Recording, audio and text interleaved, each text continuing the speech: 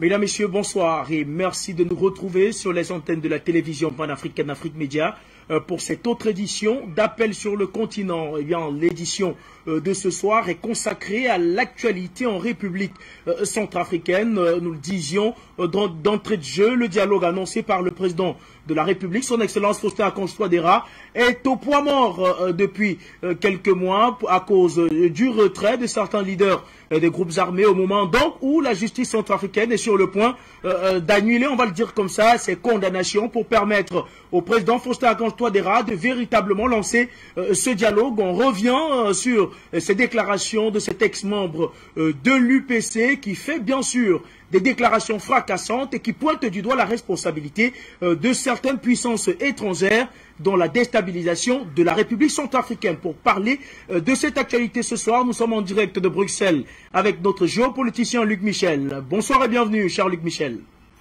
Bonsoir à vous, Junior Wafo. Bonsoir au plateau et aux téléspectateurs. Il faut comprendre cette invitation également avec nous. Ce soir, Marie Poto Ramadan, vous êtes activiste centrafricaine. Bonsoir à vous et merci d'avoir accepté une fois de plus notre invitation. Bonsoir Monsieur Wafo, merci pour cette invitation. C'est la deuxième fois de la journée, je me sens très honorée. Et bonjour à tous ceux qui nous regardent et qui nous encouragent par les commentaires. Merci beaucoup. Merci à vous, c'est nous qui vous remercions. Marie Poto Ramadan également avec nous.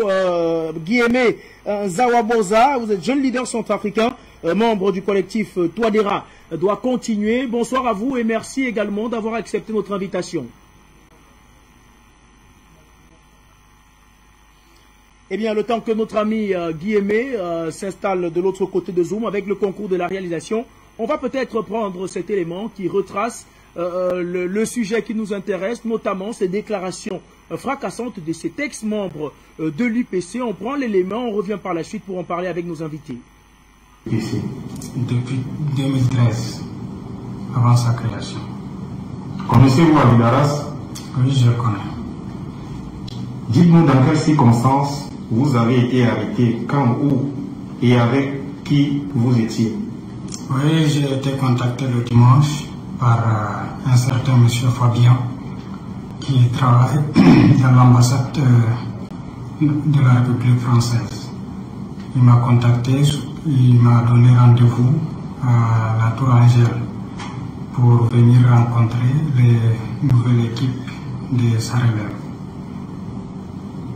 Dans quel but avez-vous rencontré? De quoi avez-vous parlé? Oui, le but c'est de me présenter sa relève. Et ce qu'on a parlé, c'est de la question sécuritaire. Qu'est-ce que fait Ali Daras là-bas? Il est où? Il fait quoi? Il prépare quoi? Les militaires français que vous avez rencontrés travaillent à l'ambassade de France? Oui. Ils sont sous les ordres du colonel français qui est attaché à la défense? Oui. La personne à contacter de cette équipe est enregistrée dans votre téléphone sous le nom de Fabien? Oui. Depuis combien de temps avez-vous commencé à communiquer avec les représentants des services secrets français? Depuis que j'ai été nommé coordonnateur politique. À quelle fréquence les rencontrez-vous? On se rencontre souvent, une fois par semaine.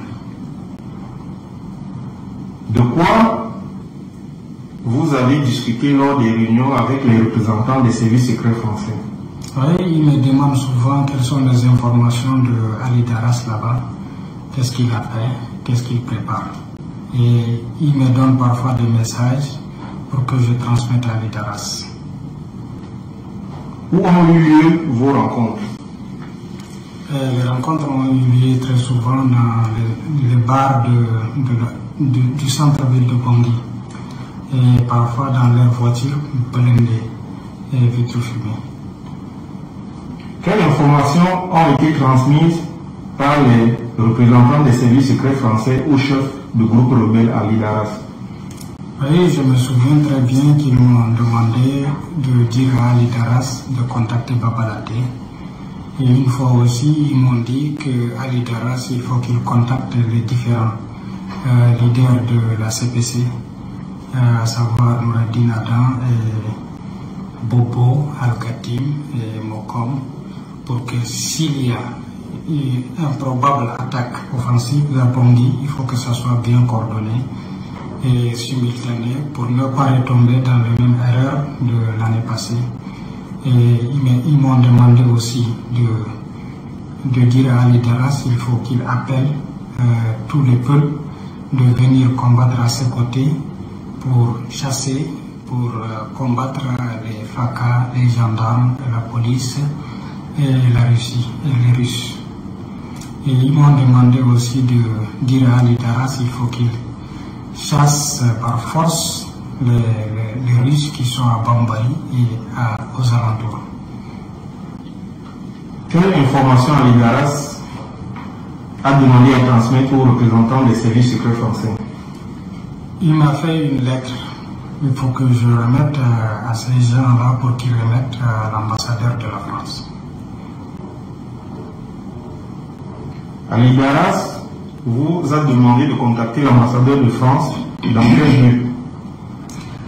Il m'a demandé de contacter l'ambassadeur de la France pour renforcer les liens entre l'ambassade et l'UPC et ensuite très bien renforcer la collaboration et très bien travailler.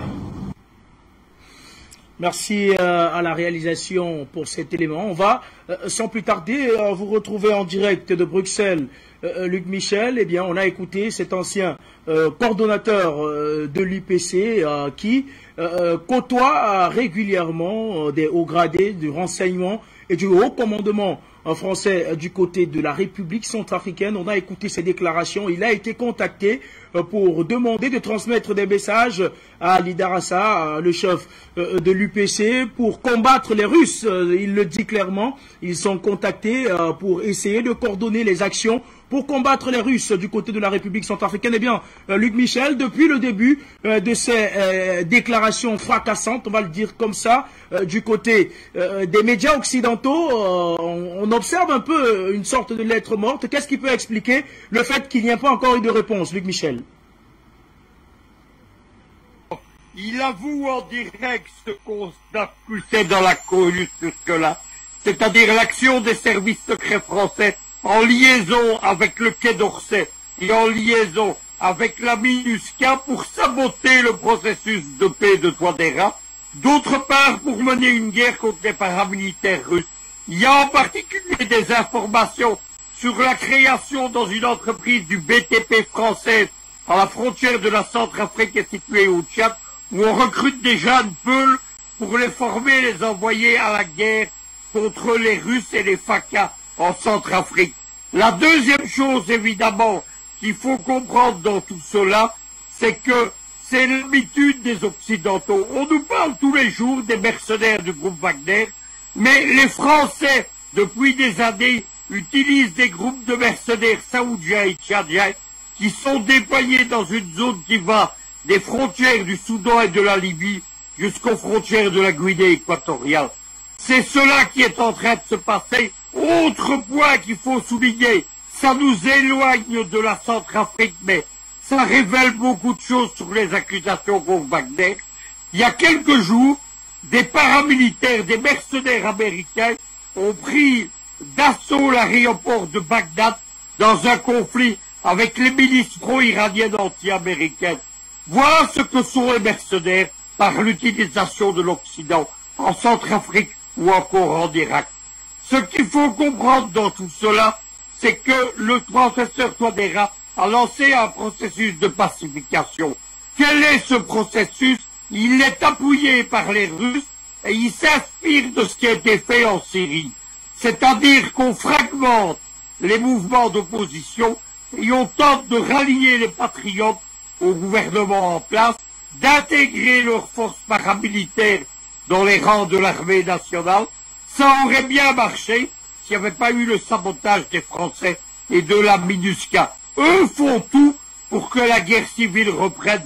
Vous avez vu il y a quelques jours, on accusait la MINUSCA, via des éléments français et portugais, d'aider justement Ali Darassa à relancer son groupe dans la région de Bambari et de Bria. On voit évidemment d'autres groupes activés. Qu'est-ce qui se passe derrière tout cela? C'est qu'il n'est pas question de laisser Touadéra pacifier le pays. Il faut relancer la guerre civile. Il faut que les groupes qu'on a neutralisés militairement et qui sont devenus des groupes terroristes redeviennent des groupes militaires capables de s'opposer au FACA. C'est tout cela qui se diffuse. Maintenant, la justice centrafricaine, elle a raison de pardonner aux groupes qui veulent se rallier à Touadéra. Sans cela, il n'y aura jamais de paix en Centrafrique. Il faut critiquer ce qui est critiquable. Il faut soutenir Touadéra et les Russes. Ils mènent un processus valable, mais évidemment, il faut arrêter de laisser les Français, les gens de l'ONU et les mercenaires détruire ce processus. Dernier élément, les mercenaires soudanais et tchadiens, ils n'agissent pas seulement pour la France contre le président Touadéra.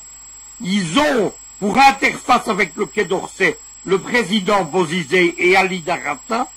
Bozizé a lui-même comme adjoint un ancien général français qui dirige une firme de sécurité, les fameux mercenaires de l'Occident, et ces gens agissent également contre le gouvernement de Yaoundé. C'est le Front de libération du Cameroun aux frontières du Cameroun, et ils agissent contre le gouvernement de Guinée équatoriale. À ce moment, Bozizé recrute des mercenaires saoudiens et tchadiens avec ce général français. Ils installent des bases dans les forêts, bien entendu, du Gabon. Le but, c'est de lancer un nouveau coup d'État contre la Guinée équatoriale lors de la présidentielle de 2023. On se rappellera que le dernier coup d'État de 2017 contre Malabo avait été déjà fait par des mercenaires saoudéens et tchadiens. C'est cela la réalité du grand complot contre toute l'Afrique centrale. Des informations justement pour rester dans l'armement de ces rebelles-là. Des informations font état de ce que de nombreuses motos ont déjà commencé à être distribuées parmi ces rebelles qui opèrent de ce côté-là. Est-ce que vous pouvez les confirmer? Oui, et c'est la même chose qui se passe aux frontières entre l'Algérie et le Mali.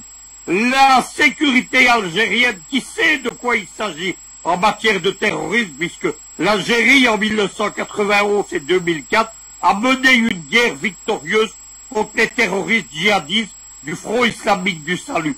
La sécurité algérienne accuse les Français de distribuer centaines de motos aux djihadistes algériens et maliens à la frontière. C'est la même chose en Centrafrique.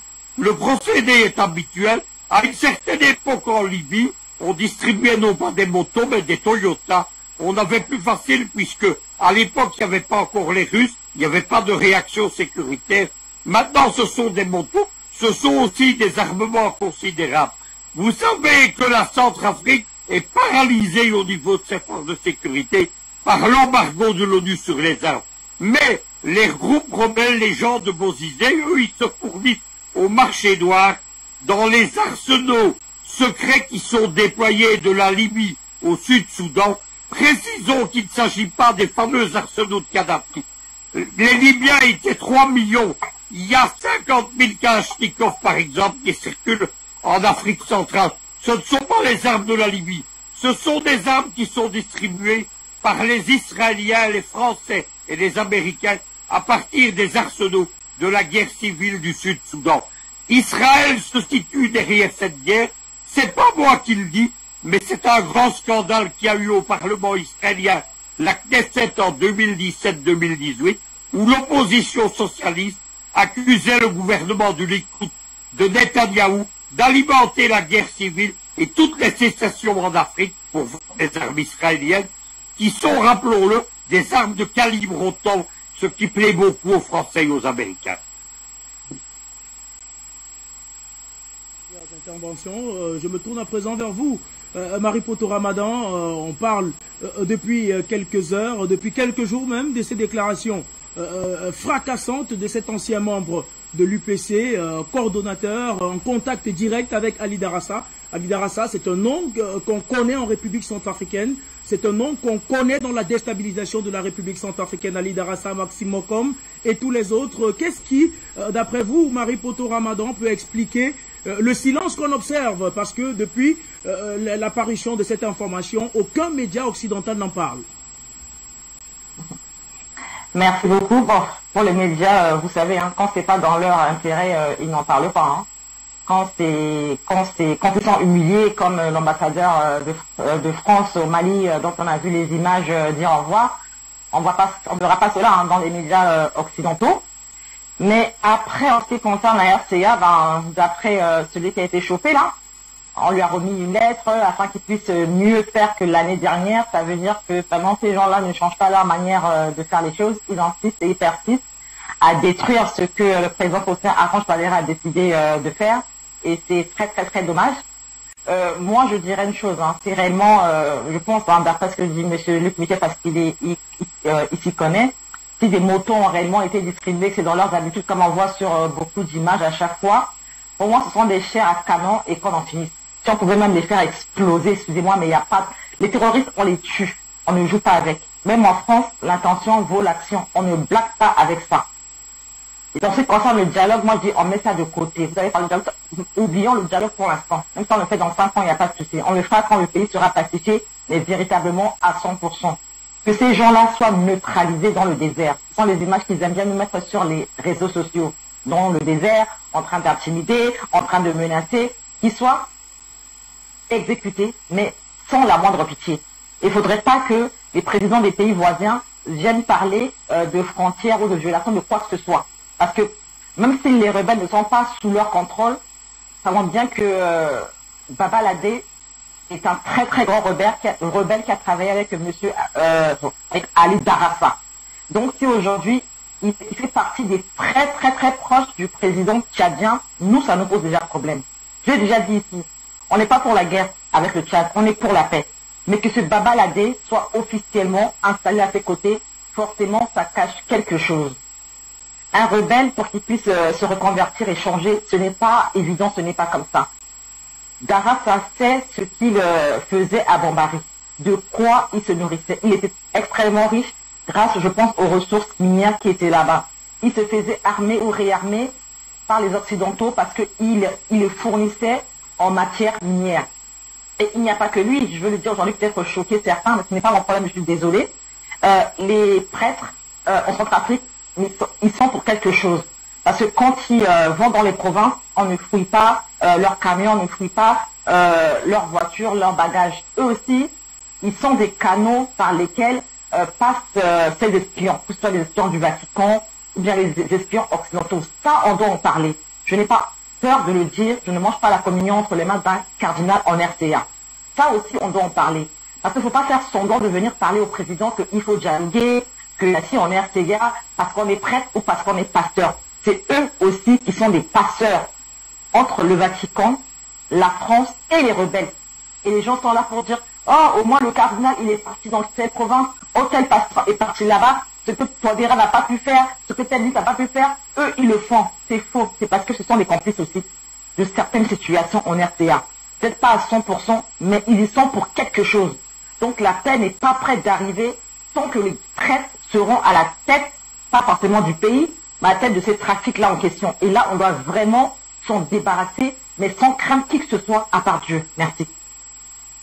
Eh bien, Marie-Poto Ramadan, vous faites justement bien de relever le rôle très souvent trouble que jouent ces prêtres, on va les appeler comme ça. D'ailleurs, dans l'excellent film Touriste des instructeurs russes, on n'avait pas manqué également de relever le rôle trouble joué par un prêtre dans ce film-là. Vous avez évoqué également la situation de Baba Ladé, le coordonnateur de la CPC, qui a été cuisiné, a également évoqué ce nom de Baba Ladé, on le sait, il est très impliqué, c'est un haut gradé des renseignements du côté du Tchad. Est-ce que d'après vous, le moment n'est pas venu pour la République du Tchad de jouer franc jeu avec les autorités centrafricaines en apportant un peu plus de lumière sur la position de Baba Ladé auprès du président de la République tchadienne?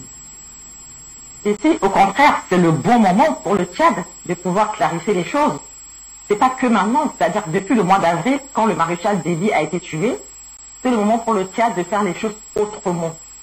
Je pense que la RCA a envoyé des émissaires là-bas. Peut-être quand il y a eu un souci au niveau de la frontière, le Tchad doit se mettre à table avec la RCA et de discuter. Je crois qu'un jour, il y a M. Badakane qui a dit sur le plateau ici que est-ce que militairement le Tchad peut maintenant faire face à la Centrafrique qui a bien été formée militairement par les Russes. À un moment donné, on était bas, certes, parce qu'on n'avait pas d'armée, on n'a pas tassé jusqu'à que le président Touadéra arrive. Maintenant, la RCA militairement, même aidée par ses alliés, a une armée qui est solide. Nos FACA ont suffisamment été sevrés à cause de cet embargo qui n'est pas encore terminé. Et ils ont beaucoup appris, mais beaucoup appris et sont maintenant ce qu'on appelle des vrais garçons. Parce qu'avant, ils avaient la tête de l'armée des généraux, mais qui fuyaient à chaque fois. Maintenant, on a un professeur qui est un vrai président et qui, malgré les menaces, a toujours dit « je suis là, je ne fuirai pas, nous devons faire face à cela ». Donc vraiment que le Tchad joue franc jeu. Si le président du Tchad n'est pas impliqué, mais Babaladé, voilà son nom qui vient de sortir. Je n'ai rien dit. Vous ne voulez pas qu'on puisse dire que j'ai créé un incident diplomatique. Mais voilà ce nom qui ressort de nouveau. Cette fameuse lettre-là. Tout est là. Que le Tchad se remette en question, c'est très important. Merci. Merci à vous également, Marie Poto Ramadan. Luc Michel, je vous retrouve donc en direct de Bruxelles. On évoque, pour parler une fois de plus de Babaladé, le nom avait déjà été évoqué par vous lors de cette information selon laquelle les officiers pour la sécurité disaient que des mercenaires étaient en train d'être recrutés et formés du côté du Tchad pour déstabiliser cette fois-là le Mali. Une fois encore, vous avez évoqué le nom de Babaladé. Est-ce que vous pouvez nous dire concrètement qui est Babaladé et quel est son rôle auprès du président Mahamat Idriss Déby? Écoutez, je ne sais pas quel est son rôle près du président tchadien, mais je peux vous dire qu'il dirigeait un des groupes rebelles qui a mené l'attaque contre le Tchad où est mort le président Idriss Déby. Et aujourd'hui, il s'est rallié au nouveau gouvernement et il dirige la sécurité militaire, c'est-à-dire les services secrets de l'armée tchadienne. Voilà la réalité. Maintenant, sa position, je ne sais pas laquelle, on entend beaucoup de bruit actuellement.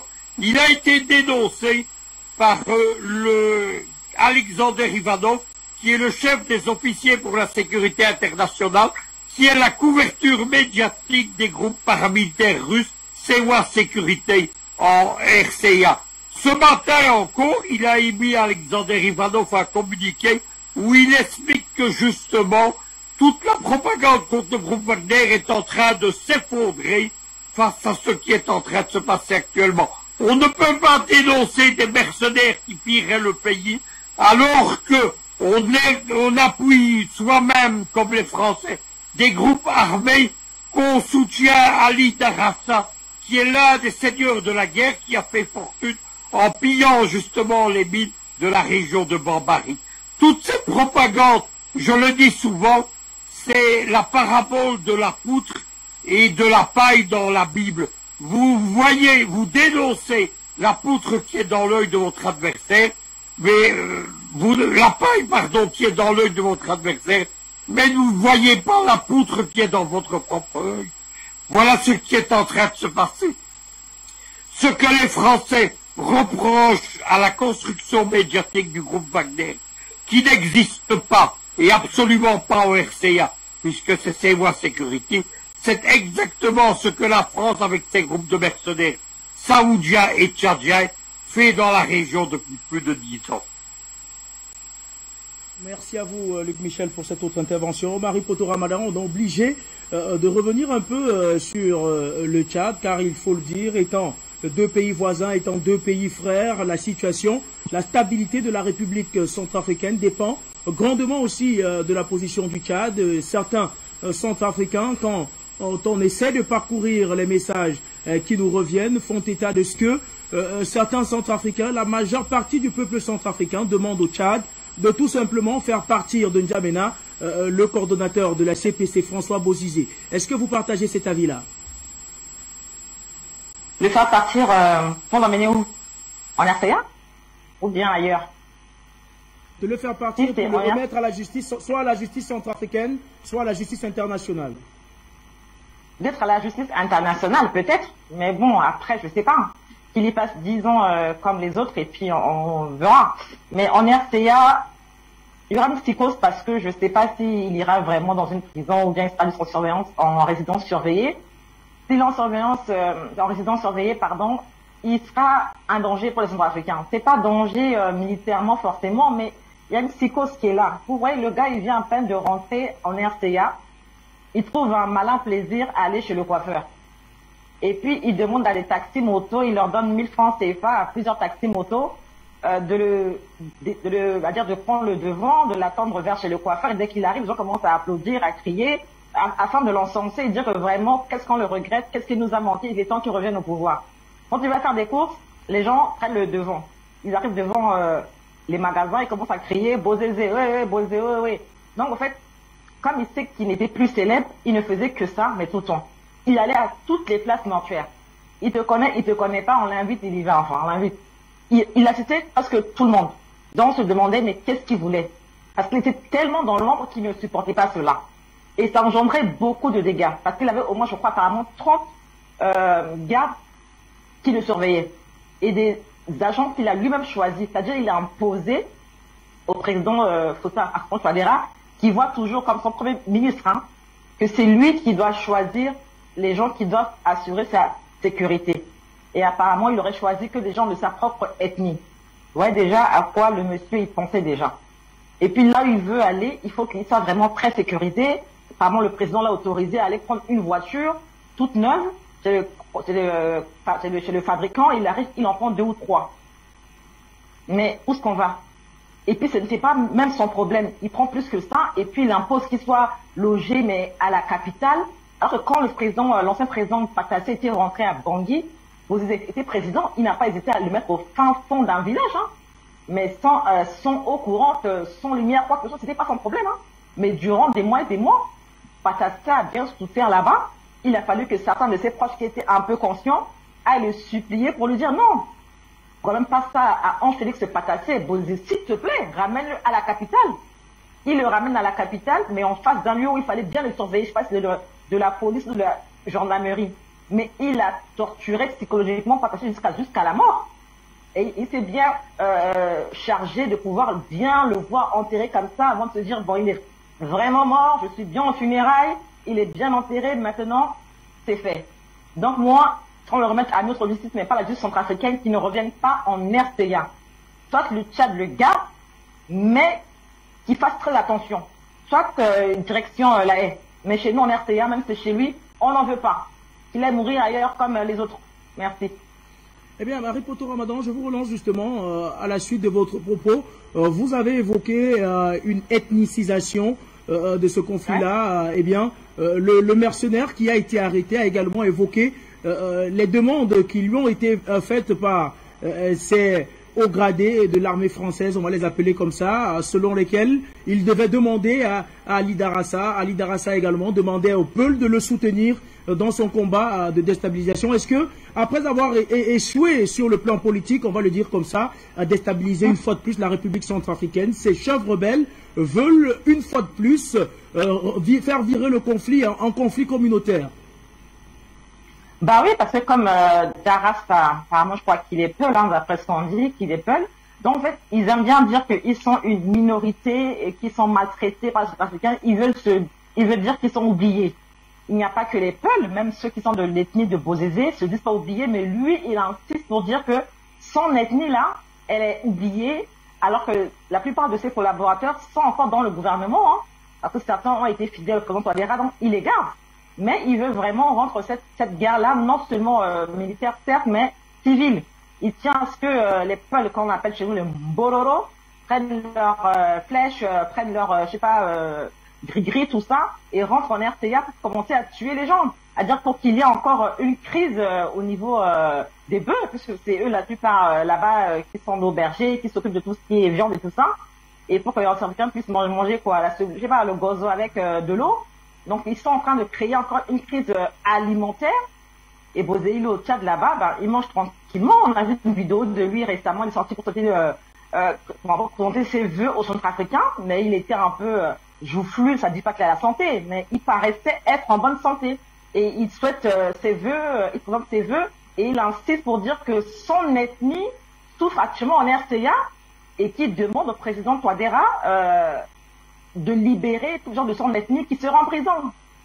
Qui est en prison? Est-ce qu'il peut au moins lui donner un an? À part 2 ou 3 voleurs qui étaient dans le gouvernement et qui sont actuellement au NOUF. Et c'est tout à fait normal. Et un, je crois, proche à Bozizé qui était impliqué dans le coup d'État qui a foiré l'année dernière. Et dont le procès n'a pas encore eu lieu. Et encore, la plupart sont encore là, ou bien sont partis avec lui, ou sont députés. Mais à cause de cette fameuse histoire d'immunité, là, avec laquelle on ne peut plus respirer, ben, ils sont là, ils voyagent, ils sont là à l'air libre, et puis ils se baladent. Ils se baladent. Mais sinon qu'ils arrêtent un peu, voilà, telle ethnie, les Peuls, les ci et ça, comment écraser-les et puis enterrer là-bas et puis qu'on en finisse, merci. Merci à vous, Marie Poto Ramadan. Luc Michel, je reviens vers vous une fois de plus. Vous êtes en direct de Bruxelles pour reparler du coordinateur de la CPC, François Bozizé. Eh bien, Luc Michel, on le sait depuis quelques mois, François Bozizé vit en N'Djamena. D'après les informations de l'État tchadien, il leur a été recommandé par l'Angola dans une sorte de résolution du conflit et un grand dialogue avec les groupes armés organisés, chapeautés par l'Angola. Eh bien, Luc Michel, François Bozizé est en N'Djamena. D'après vous, qui le protège réellement dans la capitale tchadienne? Il est protégé par la France et l'Angola.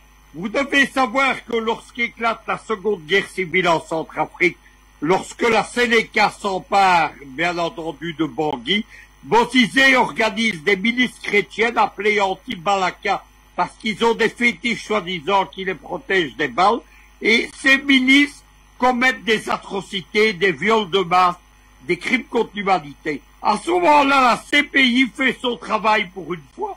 Elle émet un mandat d'amener international contre Bozizé, qui est appuyé par l'ONU. On doit donc l'arrêter, le déporter à La Haye et le juger. Et à ce moment-là, les Français, les Américains et les Portugais, à la demande de la France, s'opposent à ce mandat international. Bozizé se réfugie en Angola. Il se déplace en avion privé dans plusieurs pays africains, toujours protégés par la diplomatie de l'Angola. Lorsque le putsch de Bozizé en 2021 est écrasé par les FACA, les Portugais, avec les Français et avec les gens de l'Angola, tentent d'imposer à Touadéra des négociations. On voudrait mettre Touadéra à la table à égalité avec Bozizé. Le ministre Lavrov de la Russie refuse ces négociations, Touadéra également. C'est fini. Le but, c'était de recycler politiquement Bozizé qui venait de faire échouer un coup d'État. Ensuite, Bozizé est toujours protégé par les Français et les Angolais. C'est eux qui l'envoient au Tchad où il réside actuellement. Il y a derrière lui également le State Department américain, parce que Bozizé, comme je vous l'expliquais, c'est le joker actuellement du Quai d'Orsay. C'est l'homme qui sert aux Français contre le président Touadéra, contre le pouvoir de Yaoundé, contre le général Obiang-Nema Bassongo en Guinée équatoriale. Il s'agit de déstabiliser toute la région en utilisant les mercenaires saoudiens et soudanais. Ali Darassa, lui, il est à moitié Peul et à moitié tchadien. Il n'a absolument rien de centrafricain, comme la plupart des chefs de la CPC, à part Bozizé, qui sont des étrangers. Exactement comme les chefs de guerre venus en République démocratique du Congo. Le phénomène est le même, encouragé par les Nations Unies. Les Peuls, c'est l'ethnie qui est manipulée dans toute la région pour lancer la guerre ethnique. Vous savez que dans beaucoup de pays, il y a une guerre entre l'ethnie Peul et l'ethnie Dogon. Cette guerre, qui rappelle les Tutsis et les Hutus au Burundi et au Rwanda, est une guerre artificielle entièrement créée par le néocolonialisme français, comme la guerre entre les Hutus et les Tutsis a été créée par le néocolonialisme allemand et belge. Il s'agit d'introduire une nouvelle grille de lecture de la géopolitique africaine. C'est ce qu'on appelle la guerre des civilisations ou le clash des civilisations. C'est une théorie qui a été créée en 1990 à la chute de l'Union soviétique par un Américain qui s'appelle Samuel Huntington. Il explique toute la géopolitique moderne par ce qu'il appelle des guerres de civilisation qui seraient en fait des guerres de religion. Orthodoxes contre catholiques en Europe, protestants contre catholiques, musulmans contre chrétiens, sunnites contre chiites, etc. Cette grille de lecture artificielle qui ne repose sur rien, elle a un avantage, elle permet toute la déstabilisation occidentale et elle permet de fragmenter les États pour proposer de nouveaux États. Vous avez le plan qu'on appelle le Grand Moyen-Orient des Américains. Il vise à créer 15 États supplémentaires et ce qu'on appelle le printemps africain qui a suivi le printemps arabe, il vise à créer 26 nouveaux États en Afrique. Tout cela se fait sur des bases religieuses et ethniques et malheureusement, évidemment, les Peuls, ils sont les dindons de la farce, exactement comme les autres ethnies quand elles interviennent dans ce genre de schéma. On a fait éclater le Mali sur la même base. Au Mali, on a opposé les musulmans d'Aqmi et de la Sawat au reste du pays. C'est la même chose qui a été tentée en Libye. En Libye, il y a des confréries religieuses qu'on appelle les Sénoussi. C'est l'équivalent des frères musulmans ou de l'AKP d'Erdogan. Et on les a lancés contre l'islam libyen, qui était un islam extrêmement tolérant et qui était soutenu par Kadhafi. Un peu partout, c'est comme ça que ça se passe. Les Iraniens ont très bien compris cela, puisqu'ils ont abandonné une géopolitique basée sur l'opposition entre chiites et sunnites pour soutenir un peu partout des coalitions mixtes qui sont des coalitions patriotiques. C'est ce qu'on appelle l'axe de la résistance. Mais les Français et les Américains, évidemment, n'ont pas abandonné leur vieille tactique. C'est ce qui se passe, évidemment, dans tous les pays d'Afrique. Pour revenir sur ces vieilles tactiques-là, la France a toujours clamé son innocence dans la déstabilisation de la République centrafricaine. Est-ce que justement, quand on regarde la stratégie qui est déployée, qui est celle qu'elle a toujours utilisée, vous l'avez d'ailleurs très bien expliqué, en opposant des tribus contre des autres, en opposant des religions contre des autres, est-ce que la France ne s'accuse pas plutôt en s'excusant quand on regarde le cheminement? Écoutez, le colonialisme français, comme le colonialisme allemand, britannique ou belge, il reposait sur l'opposition entre des ethnies. Vous savez que le roi Léopold II a conquis à titre privé le Congo avant que le Congo ne soit donné à la Belgique. Il a conquis l'immense Congo, cet État-continent qui va de l'Atlantique jusqu'au Grand Lac, avec moins de 500 officiers et sous-officiers belges. Le reste, c'était des troupes coloniales africaines recrutées entre des ethnies d'un côté du Congo, frontière de l'Angola, qui ne parlaient pas la même langue et qui ne pratiquaient pas la même religion que les ethnies de Kinshasa, qui étaient Léopoldville, ou du Katanga. C'est comme cela que les Français ont agi au Mali. Là-bas, il y avait une ethnie qui était dominante avant le colonialisme, c'était les Touaregs. Ils les ont déclassés et ils ont fait des populations chrétiennes les populations dominantes. Ça a été la même chose au Nigeria, où on a instrumentalisé les musulmans du sultanat de Borno, qui sont la base géopolitique de Boko Haram, qui dominaient le Nigeria jusqu'au colonialisme français et britannique, où on a imposé les populations chrétiennes et animistes. Encore aujourd'hui, nous sommes en 2012, la Jamaïria libyenne de Kadhafi a été détruite, les Américains et les Français, ils imposent 2 scénarios à la libyenne, au Mali et en Centrafrique. Au Mali, ils favorisent l'émergence de ce qu'on a appelé la Zawat. La Zawat, qu'est-ce que c'est? C'était les troupes Touareg au service de Kadhafi jusqu'en 2012. Quand elles ont perdu leur père qui était Kadhafi, ces gens sont orphelins. Les Français et les Américains les laissent traverser toute la Libye et tout le Mali avec armes, famille et bagages. Ils ont des blindés légers, ils ont des missiles anti-tanks et hélicoptères. Ils les laissent faire leur jonction avec les gens d'Aqmi, Al-Qaïda au Maghreb islamique. C'est la chute du Mali. C'est la même chose en Centrafrique. Les Français refusent d'intervenir militairement alors qu'ils sont tenus par des accords militaires pour défendre à l'époque Bozizé, qui n'est pas leur allié, il le deviendra par la suite, et il laisse une coalition islamiste, la Sénéca, s'emparer de Bamako. La Sénéca, en Songo, ça veut dire la base Là-bas, c'est Al-Qaïda en arabe. Vous comprenez mieux ce qui s'est passé. À ce moment-là, c'est la guerre civile. Je vous le rappelle, jamais les musulmans et les chrétiens ne s'étaient battus en Centrafrique. Ils vont se faire une guerre civile sans merci, mais lorsqu'il s'agira de se regrouper en janvier 2021 contre le président Touadéra, les groupuscules de la Séléka et les groupuscules anti-Balaka vont se réunir dans la CPC pour continuer la guerre civile, mais contre Touadéra cette fois-là. Tout cela, c'est des fruits vénéneux de la politique française. C'est la même chose avec la politique britannique ou avec la politique belge au Rwanda, au Burundi ou au Congo. Tous ces gens-là, évidemment, ils ont apporté la mort en Afrique et ils continuent à l'apporter. Bien entendu, les Africains n'ont rien à gagner et surtout pas dans ces guerres de religion. Je le rappelle, l'Afrique a toujours été tolérante en matière religieuse. Jamais, jamais, au grand jamais, les Africains ne s'étaient fait la guerre pour des choses religieuses. Les grandes guerres de religion, elles ont eu lieu en Europe centrale, en Allemagne et en France. Elles ont fait 50 millions de morts au XVIe et au XVIIe siècle notamment, pendant la guerre de 30 ans et les guerres de religion en France. Mais les Africains, ils ignorent cela. Ce sont des populations tolérantes.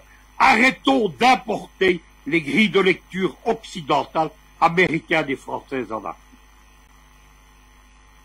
Michel, pour ces autres précisions, eh bien, chers téléspectateurs, le standard est donc désormais ouvert pour vous qui souhaitez participer à cette édition d'Appel sur le continent. L'édition de ce soir est consacrée à la République centrafricaine et le rôle trouble joué par les Occidentaux dans cette déstabilisation. Le temps que les appelants commencent à arriver du côté du standard, on va peut-être revenir vers vous, Marie Poto Ramadan, pour continuer à parler de cette façon qu'a la France et les Occidentaux en général de très souvent tribaliser les conflits pour parfaire véritablement la déstabilisation. Pour vous qui êtes donc centrafricaine, est-ce que vous pensez qu'après avoir échoué sur le terrain politique, ils réussiront à diviser les Centrafricains une fois de plus sur le terrain ethnique? Sur le terrain ethnique, c'est vrai que c'est bête, hein. Ça paraît bête, ça paraît anodin. Je dis pas que c'est impossible. Peut-être l'engagement, ça peut être possible, mais physiquement, on a dépassé cela, on a fait beaucoup d'efforts. Il a fallu plusieurs années, il a fallu que le président Touadéra vienne pour que vraiment les musulmans, chrétiens et tout ça fassent la paix. C'était pas un travail facile, mais même là, nous voyons, même pour ceux qui sont de la diaspora, vous faites une vidéo, vous touchez à l'ethnie de Bozézé, vous recevez toutes les injures du monde. Vous touchez à telle ethnie, on vous insulte jusqu'à vos parents, jusqu'à votre intimité. C'est-à-dire que même en Europe, même à l'étranger, c'est-à-dire que certains Centrafricains ont quitté la RCA, mais ont la RCA dans leur cœur, dans leur comportement, ils ne sont pas du tout intégrés.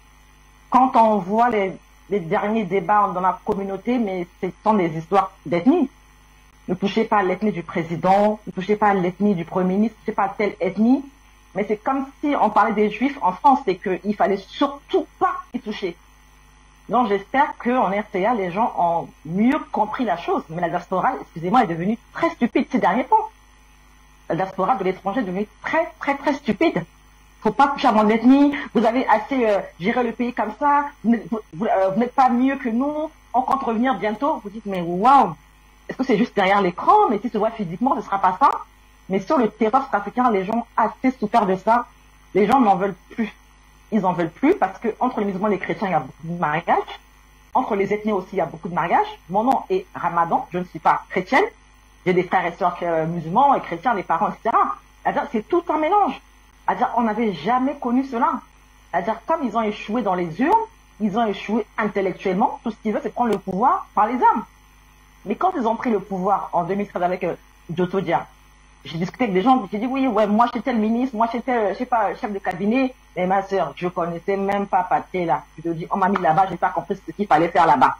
En tout cas, la seule chose que j'ai pu faire de bien à mes parents, c'est que eux tous ont pu avoir le visa. Malina, c'est le nom, ils sont tous venus en France. Mais à part ça, moi c'est le diamant, moi c'est l'or, le reste, je sais même pas ce que je faisais là-bas en tant que ministre, en tant que DG, j'étais, en tout cas, Pathé là, je te dis que je connais pas. Je ne dis pas que les musulmans ou bien les arabes ne connaissent pas, non. rien à voir. Donc, ne venez pas mélanger mon discours au cas où. Mais la plupart de ceux qui étaient venus avec M. Jotodia, qui lui est un intellectuel, hein, excusez-moi, est un monsieur intelligent, mais bon, qui s'est fait rouler dans la farine. Mais beaucoup étaient complètement perdus. Ils se disaient, moi, ça m'intéresse pas le pouvoir. Moi, tout ce que je veux, c'est aller en France, c'est mon rêve, ou bien, voilà. Et leur rêve de venir en France, mais la plupart de leurs rêves a été réalisé. Ils sont quasiment tous en France maintenant, au Canada, aux États-Unis. Et c'est eux maintenant, à distance, qui font des vidéos et qui attisent cette haine. Voilà pourquoi, même si on a la fibre optique dont je ne cesse de parler, elle nous servira certes, mais elle va aussi nous desservir. Mais c'est comme ça, c'est la vie, hein. C'est comme il y en a qui sont en vie, on se dit pourquoi il vit celui-là. Mais bon, il vit parce que Dieu a un plan pour lui. Donc, ce côté-là, le président Touadéra met beaucoup l'accent sur la paix, et les gens du kilomètre 5, le fameux Camp 5, soutiennent énormément le président Faustin Touadéra. Ils sont vraiment derrière lui. Ils ont massivement voté ces députés. Eux-mêmes ne veulent plus cette guerre entre les musulmans et les chrétiens. Ils en veulent plus. Donc, tout ce qui est ethnique, que les gens cessent à partir d'aujourd'hui, et que Bozézé et son ethnie, dont on ne peut plus respirer, ne nous fatigue pas. Vous n'êtes pas les seuls. Les plus nombreux, ce n'est pas vous. Et moi non plus, ce n'est pas vous. Merci. Merci à vous également, Marie Poto Ramadan. On va donc de ce pas prendre la direction du standard pour prendre les premiers appelants qui nous ont rejoints. Nous sommes donc avec vous, Amon Ré. Vous êtes le premier de la soirée. Bonsoir et bienvenue, cher ami. Mon cher ami, Wapo, Amon Ré depuis les États-Unis. Je voudrais vous remercier et remercier vos deux invités, Madame Ramadan et votre invité de Bruxelles. J'aimerais tout de suite rebondir sur la conclusion de votre invité de Bruxelles, qui disait notamment que les conflits religieux, les conflits ethniques et autres, tous ces genres de problèmes-là sont extérieurs à l'Afrique.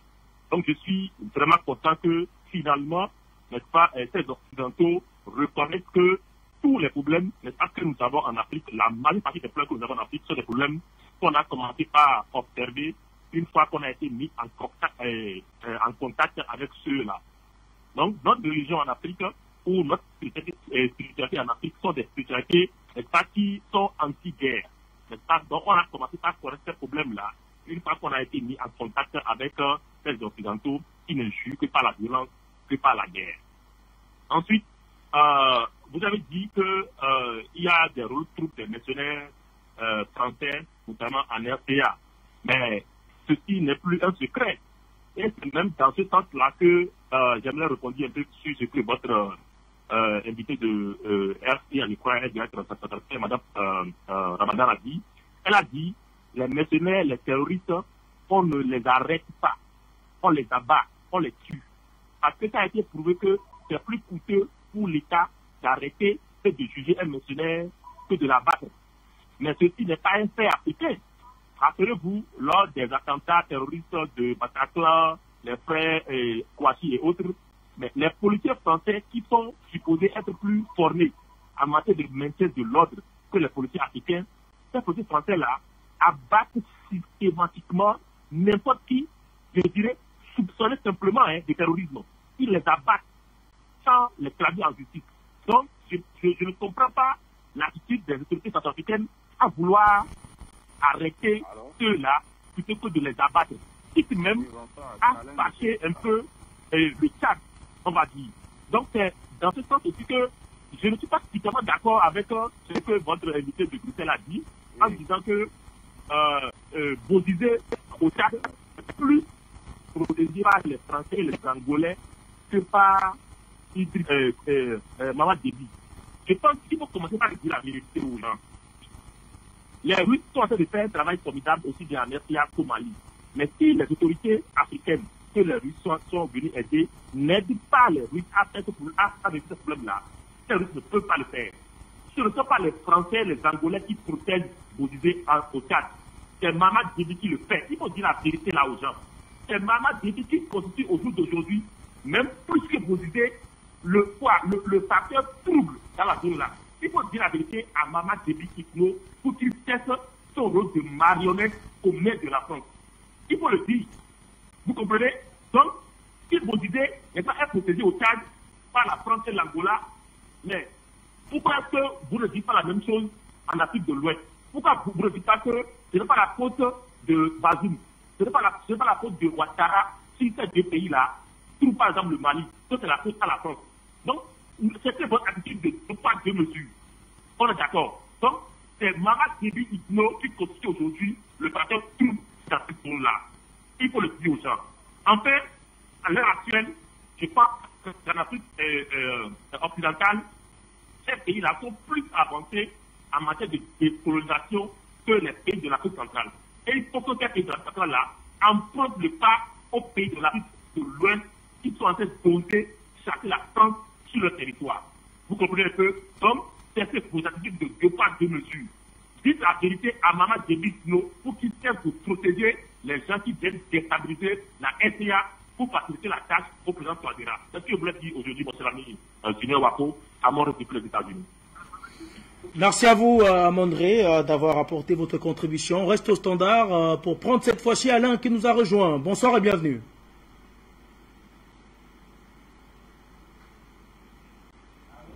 Allô? Ah, monsieur Junior Wako. Oui, je devrais d'abord commencer par le Niger, auquel j'ai suivi quand Ali était là-bas en France, au Niger.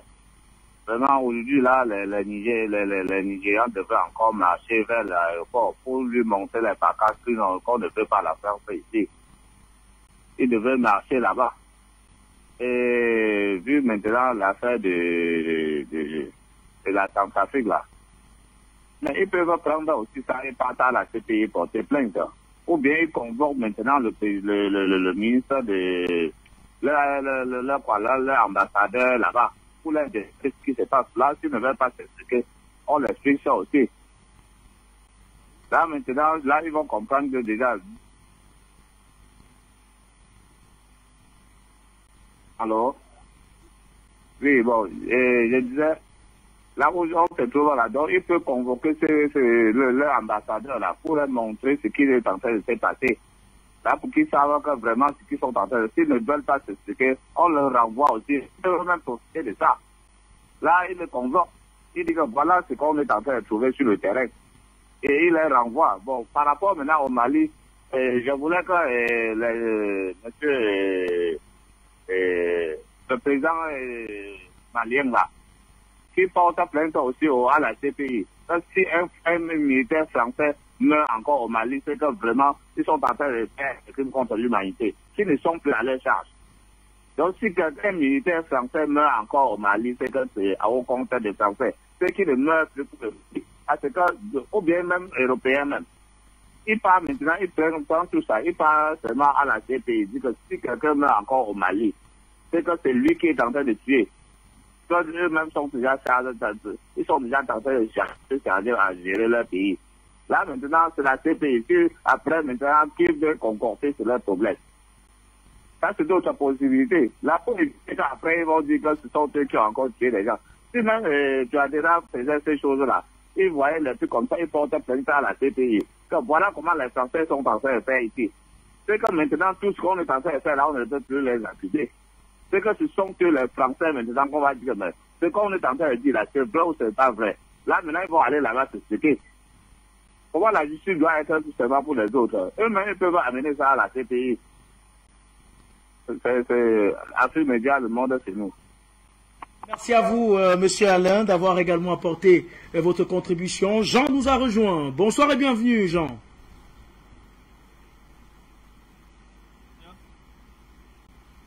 Allô, Jean?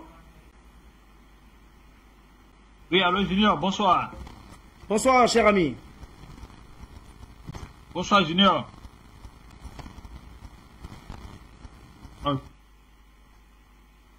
Et je salue vos invités.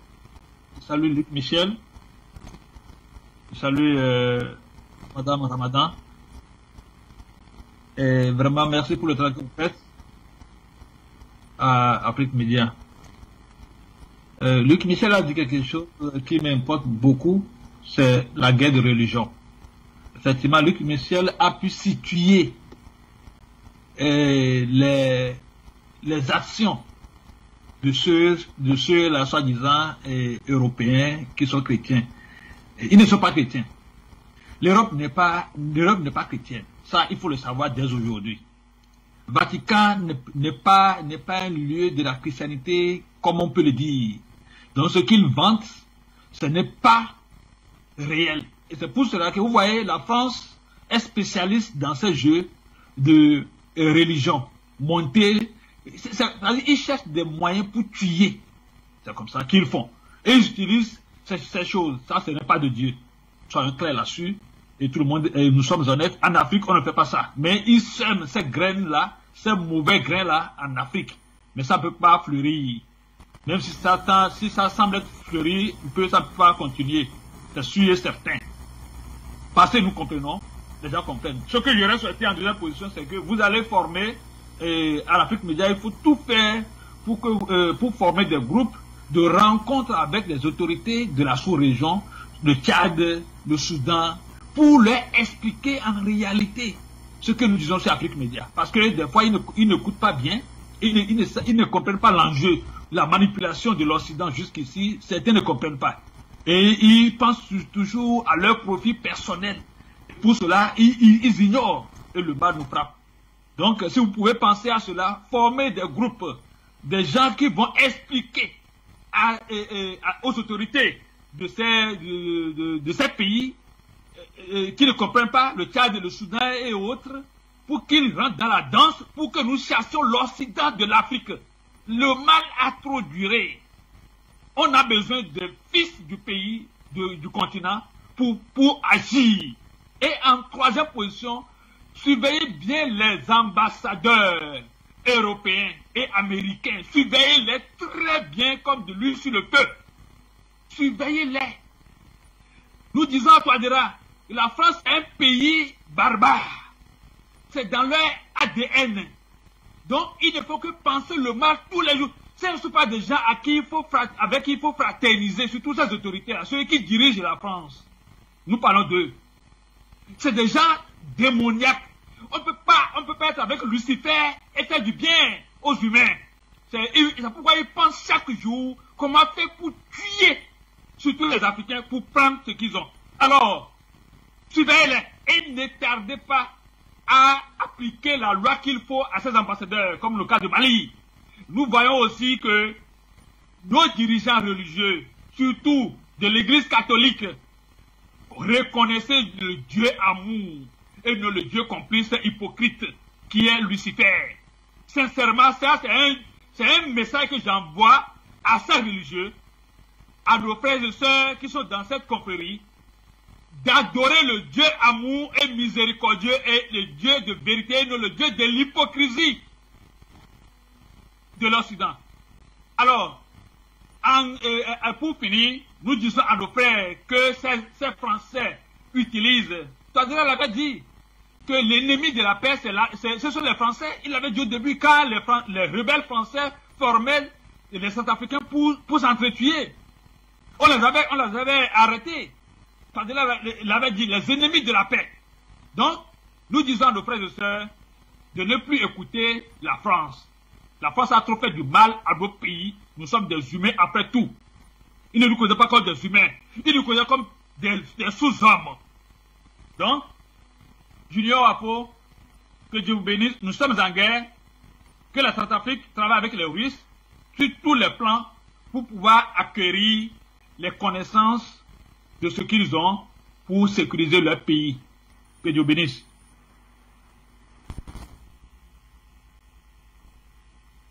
D'avoir apporté votre contribution à l'édition de ce soir. À votre suite, on va prendre Monsieur Kwebo qui nous a rejoint également. Bonsoir et bienvenue, Monsieur Kwebo.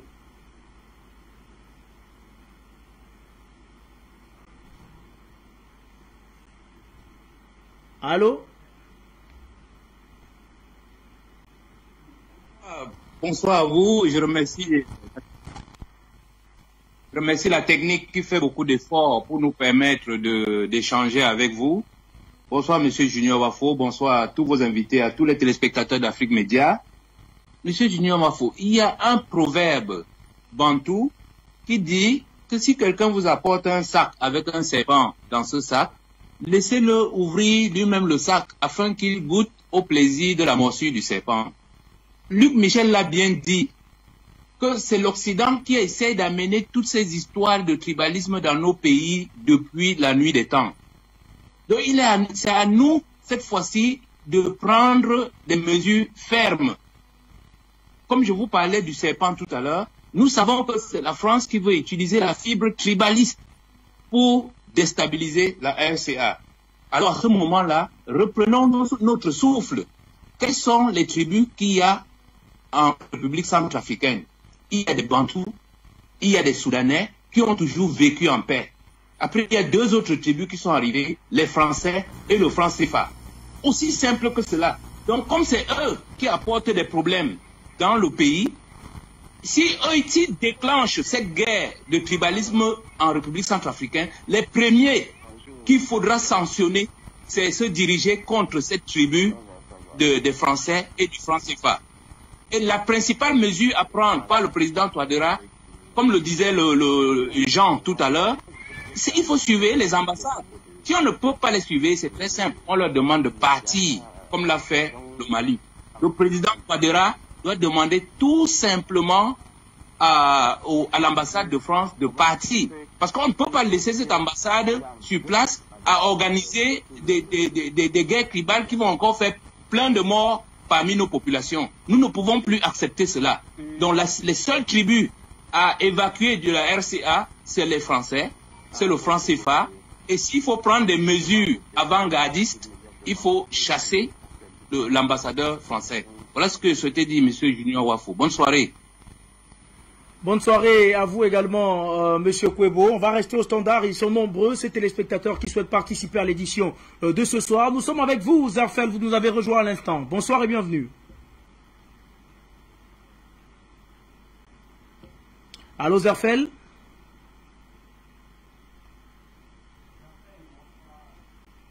Bonsoir, tous les Christiens. Je salue vos invités. Je salue, comme on a dit, Michel, qui est toujours à la pointe, nous donner un peu des informations. Mais moi, l'autre fois, j'ai déjà dit, l'autre fois, j'ai déjà parlé, parce que, comment dirais-je, j'ai déjà dit l'autre fois, que entre le civil et le militaire, le civil, il aime faire la politique. Dans la politique qu'il est en train de parler, c'est dans ça. Les gens vont profiter pour le tuer ou pour l'amener au pouvoir. Tandis que le militaire, lui, il construit son âme et en même temps sa rigueur.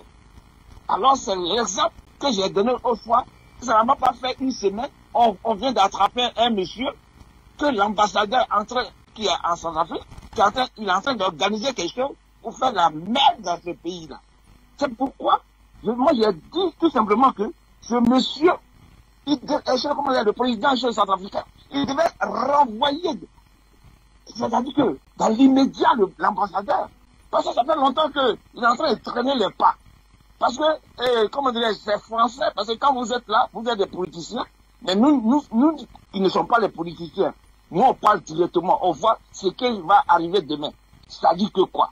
Vous avez 5 ans pour rester au pouvoir, pour diriger votre pays.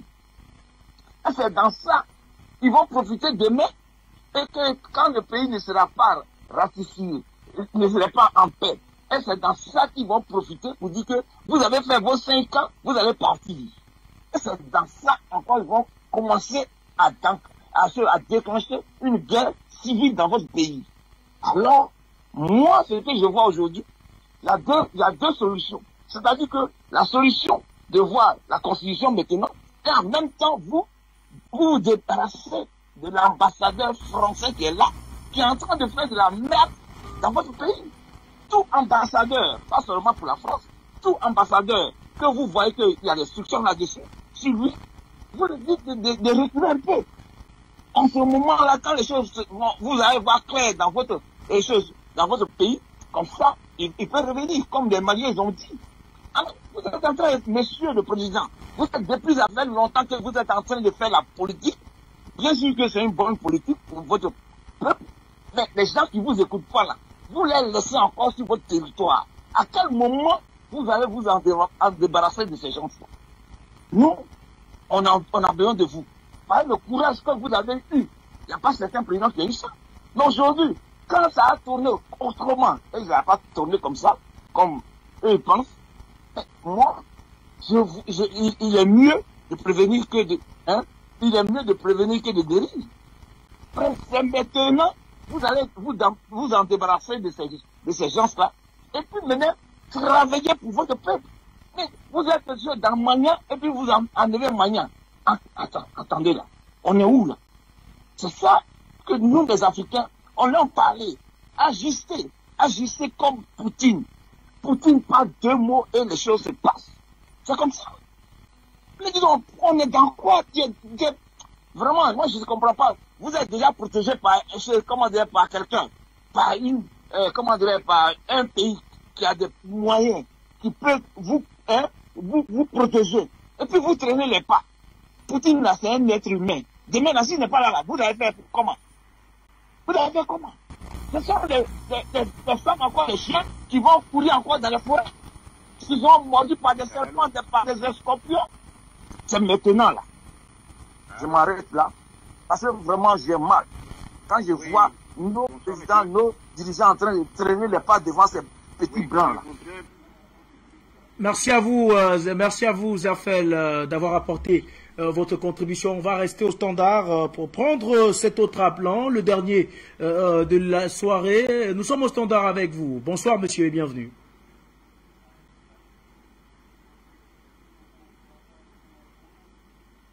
Tous les panélistes et tous ceux qui suivent l'émission à travers le monde. Je voudrais dire que c'est vrai que j'ai écouté certains intervenants, l'un qui a parlé de la CPI et qu'il va falloir aller porter plainte à la CPI. Alors moi je crois que là c'est un faux débat parce que nous ne voyons pas de bon œil la CPI parce que ce n'est pas parce qu'il a jugé Gbagbo et qu'il a démontré aux yeux du monde qu'il a été innocenté. Au bout de 8 ans, qu'on va croire que CPI fait du bon boulot. C'est colonial et c'est racial. Je crois que le CPI n'est pas bien placé pour juger encore les Africains ou l'humanité. Et de l'autre côté, il y a l'autre frère qui avait parlé, n'est-ce pas, de l'ambassade française qui devrait être expulsée. Non, il ne rentre pas seul. Il devait ramasser ses espions et les charger dans le même avion et les faire partir avec ses mercenaires. Parce que tous, même au sein de l'Union, de l'ONU, ils sont tous des espions. Donc il n'y a pas que l'ambassadeur de France qui doit être expulsé. Et de l'autre côté, lorsque un intervenant a dit que Afrique Média doit aller sensibiliser les chefs d'État. Mais Afrique Média a déjà trop fait. Ce n'est même plus le rôle d'Afrique Média. J'ai dû entendre qu'au sein de l'Union africaine, il y a une unité de contre-espionnage qui fonctionne. Alors, je crois que c'est ces gens-là qui doivent doubler de vigilance pour, n'est-ce pas, essayer de s'impliquer dans tous les États d'Afrique centrale et même au-delà, dans tout le continent africain, pour que ces agents des renseignements de l'Union africaine fassent pleinement leur boulot. Et de ça qu'il est question. Ça ne revient pas à Afrique Média d'aller courir derrière le chef d'État. En tout cas, chapeau à tout le monde. Voilà ce que je voudrais dire pour ce soir. Merci. Merci à vous, cher monsieur, d'avoir apporté votre contribution. On va donc revenir sur ce plateau pour sortir de cette émission avec nos invités. Luc Michel, notre géopoliticien en direct de Bruxelles également, Marie Poto Ramadan. Mais avant Luc Michel, tout à l'heure, avant de prendre la direction du standard, on évoquait bien sûr cette manière d'opposer les ethnies en Afrique pour les diviser, d'opposer également les religions. On ne va pas parler de religion sans parler également du rôle, on va dire rôle trouble, que joue très souvent l'instance suprême, qu'on appelle le Vatican. Luc Michel.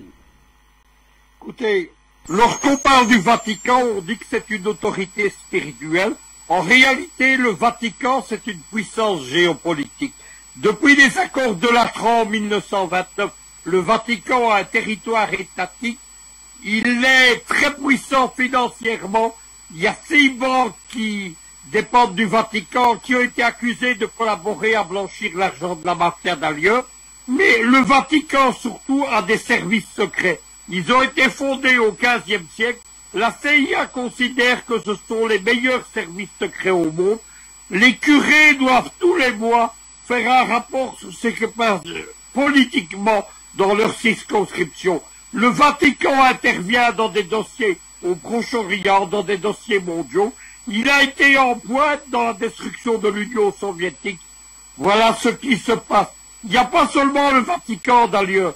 Il y a une autorité privée qu'on appelle l'Église pentecôtiste aux États-Unis et qui est le principal point d'appui de l'impérialisme américain dans le monde. Les églises pentecôtistes ont été lancées notamment à l'assaut de l'Afrique. Elles contrôlent de nombreux chefs d'État, notamment Tshisekedi qui est président du Congo et de l'Union africaine. Lorsque je vois certains pasteurs pentecôtistes qui viennent défendre le panafricanisme sur les plateaux d'Afrique Média, je ne peux pas m'empêcher d'être saisi d'un grand sourire. Tous ces gens ne font pas de la religion, ils font de la puissance politique pour leurs dirigeants. Les pentecôtistes, l'église catholique, mais aussi des églises moins importantes, par exemple les protestants, par exemple les bouddhistes. Le principal adversaire du Parti communiste chinois, c'est l'église bouddhiste du Dalai Lama, qui est alliée à l'impérialisme américain. Voilà ce qu'il faut savoir de tous ces faux religieux qui exportent évidemment leurs conflits religieux de par le monde. Quant à savoir le rôle que le Vatican a joué, il a joué un rôle fondamental dans la colonisation de l'Afrique dès le XVe siècle.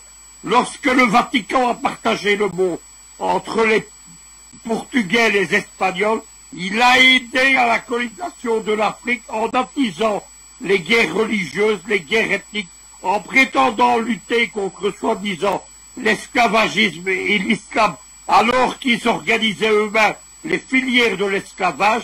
Il y a même eu un concile du Vatican au XVe siècle où on a débattu de savoir si les Noirs avaient une âme. C'est tout simplement scandaleux.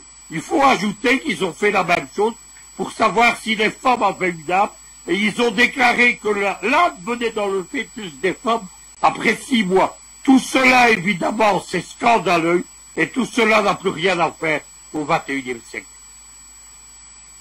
Luc Michel, eh bien, Marie-Poto Ramadan, je me tourne à présent vers vous pour continuer de parler du sujet qui nous intéresse ce soir, notamment la République centrafricaine. On a écouté un de nos téléspectateurs il y a quelques instants qui faisait état de ce que le président Vladimir Poutine, c'est un homme, tôt ou tard, il ne sera plus de ce monde. Le président Faustin Archange Touadéra également, c'est un homme, tôt ou tard, il ne sera plus président de la République, peut-être il ne sera plus de ce monde forcément même. Eh bien, on est tenté de se poser la question sur l'avenir de la République centrafricaine après le président Faustin Archange Touadéra.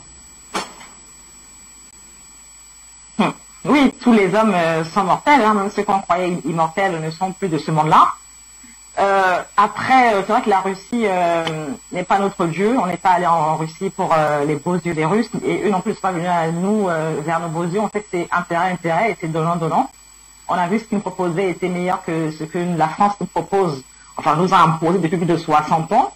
C'est parce qu'on sait que c'est un accord qui a certainement une limite, que le président Touadéra n'a pas hésité à envoyer plusieurs jeunes qui sont engagés dans l'armée.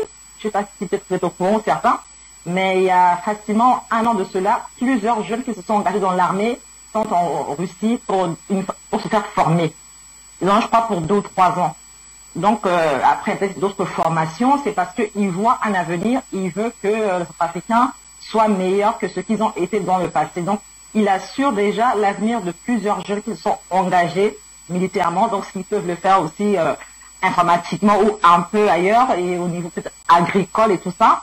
Mais après, c'est pas non plus publié sur toutes les pages ou sur tous les médias. Mais il y en a, je pense, qui sont un peu, pas forcément secrets, mais qui n'ont pas lieu d'être publiés. Donc nous voyons déjà cela. Et nous savons que le président Touadéra n'a pas... je sais que ce n'est pas évident pour lui. Je ne suis pas président, je ne suis pas une de ses conseillères, je ne suis qu'une compatriote et patriote. Je sais que ce n'est pas facile pour lui, mais je pense qu'il le savait, il s'y attendait. Hein. Vous dites ce qu'il savait, il vous dit, ben oui, je sais, puisqu'il a lui été pendant 4 ans et demi auprès de Bozizé, fidèle collaborateur, fidèle Premier ministre, même le meilleur en RCA. Il sait de quoi, il connaît les difficultés qui sont en face de lui, il sait comment les gens réfléchissent, il sait qui entourait Bozizé et qui l'entourait lui et qui les ont trahis. Ça, il connaît les traîtres. Donc, certains de lui, il est mal entouré, il sait. Nous-mêmes, on est là, on dit parfois, tel est mal entouré, mais nous-mêmes, est-ce que nous-mêmes, on est bien entourés? Ceux qui aiment dire, qui aiment écrire, il est tout seul, il est mal entouré, parce que vous n'êtes pas là-bas que vous dites qu'il est seul. Même fois que quelqu'un est nommé et qu'il est prêt là-bas, et qu'un autre n'est pas nommé, il dit, ah, le président est mal entouré. Hein. Pourquoi? Parce que celui qui a été nommé là n'est pas son ami, ou était son ami et ne lui donne pas à manger. Voilà pourquoi les gens aiment facilement dire que le président est mal entouré. Parce que ceux qui sont auprès de lui, soit sont vos rivales, soit sont vos rivaux ou vos ennemis et ne vous arrangent pas. Après, il s'entoure de qui il veut. Voilà, mon chauffeur, par exemple, n'est pas le proche de ma mère ou de mon père, c'est mon proche à moi. Les gens pensent que les domestiques des ministres du président sont les proches du président. Non, il y a proche et proche. Il y a collaborateur et collaborateur. Ce n'est pas un enfant, ce n'est pas un bébé, il a été aux élections, il sait ce que c'est, il sait de quoi, il sait ce qu'on appelle être entouré. Il sait ce qu'on appelle nommer quelqu'un, ça ne va pas le virer, ça il sait. Et par rapport aux questions des prêtres, tout ça au pays, à l'époque où M. Sarandji, qui aujourd'hui est président de l'Assemblée nationale, le cardinal actuel a voulu hausser le ton par rapport à une histoire, mais il est sorti lui dire c'est vérité, il lui a dit ça ne passe pas, c'est-à-dire ça ne se passe pas comme ça. Et pour moi, qu'il y avait un défilé, un de ces ministres qui était très chrétien a dit ah, le cardinal a dit qu'aujourd'hui, si je vais au défilé en tant que ministre, c'est un péché parce qu'il y a une fête religieuse qui aussi a lieu à la même date. Mais le Premier ministre n'a pas hésité à le faire virer, mais ça a été illico presto. Ça ne passe pas. Le pays avant et l'église après. Donc, vous voyez, en fait, ces prêtres-là veulent nous imposer certaines choses. Ils pensent aussi perturber le président. Non. Ils ont dirigé Mme Sima Panza. Ceux qui ont choisi pour elle son Premier ministre, ses ministres et tout ça, mais M. Touadéra, au niveau de l'église, ou des ministres, ou des conseillers, je vous dis qu'il les connaît très bien. Et M. Bozizé sait que le président Touadéra, moi je dirais, est son meilleur élève, a été son meilleur élève. Il ne l'a pas vraiment formé, mais a été un de ses meilleurs collaborateurs. Et le président Touadéra connaît trop bien le président Bozizé. Bozizé, de là où il est, il sait que le président Touadéra peut être une bombe à retardement. Quand je dis qu'il faut qu'il aille plutôt à la CPI qu'en RCA, c'est pas pour être jugé, hein. Moi, c'est pour qu'il aille finir, c'est-à-dire ces derniers jours, hein. Parce que quand on le ramène à Bangui, pour moi, il ne sera jamais jugé. Pourquoi?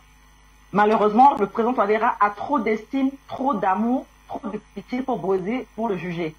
Mais l'entourage de Bozizé qui a trahi, ça, il va les capturer, il va les mettre en prison. Mais lui-même, je ne le vois pas en prison.